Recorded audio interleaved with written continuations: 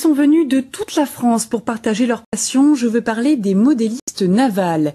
Ils fabriquent chez eux des modèles réduits, radiocommandés. Et aujourd'hui, ils ont mis à l'eau à la piscine de Saint-Bonnet-de-Fontaine, en Isère, des mini-sous-marins. C'est un reportage signé Isabelle Guyader et Jean-Pierre Rivet.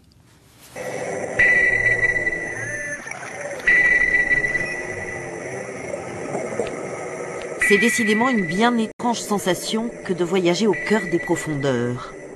Voici en tout cas un point de vue inédit, à travers le hublot, au fin fond de la piscine Saint-Bonnet. Depuis ce matin flottent comme méduses suspendues entre deux eaux en attendant leur tour toutes sortes de bâtiments. Dans toutes les flottilles du monde, les sous-mariniers, c'est un monde à part, en petits modèles aussi. Concentration extrême, précision, ces navigants par procuration ont tous en commun le sens de l'invention. Le gros problème, c'est de réaliser des étanchéités. Ça, c'est l'absolu du sous-marinier pour qu'on puisse avoir l'électronique bien dans un coin et qu'on puisse avoir la partie mécanique bien dans l'autre. Là, c'est vraiment fait de A à Z. Il y a rien, la colle, c'est pas acheté. Hein. C'est tout fait fabrication maison. Là, mon fils a fait carrément le moule, la forme, le moule, ainsi de suite. Hein. Un virus qui s'attrape tout petit et se transmet souvent de génération en génération dans l'atelier familial.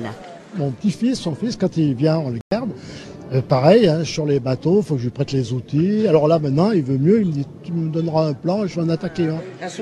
Laurent vient d'ailleurs toujours avec son petit sous-marin, celui de ses débuts, fabriqué il y a 13 ans avec un bout de PVC. 50 € tout mouillé. Ce sous-marin-là, je peux difficilement descendre en dessous d'1 mètre de profondeur, puisqu'après j'ai trop de pression, le ballast il fait 20 grammes d'eau, donc avec 20 grammes d'eau il monte et il descend, et après j'ai un problème de pression, comme les vrais sous-marins, si on descend trop profond, on risque d'avoir des soucis. Et au bout de 13 ans, son imagination n'a plus de limite. Il vient de mettre au point un chalutier qui peut tirer d'affaire. Devinez quoi? Un sous-marin.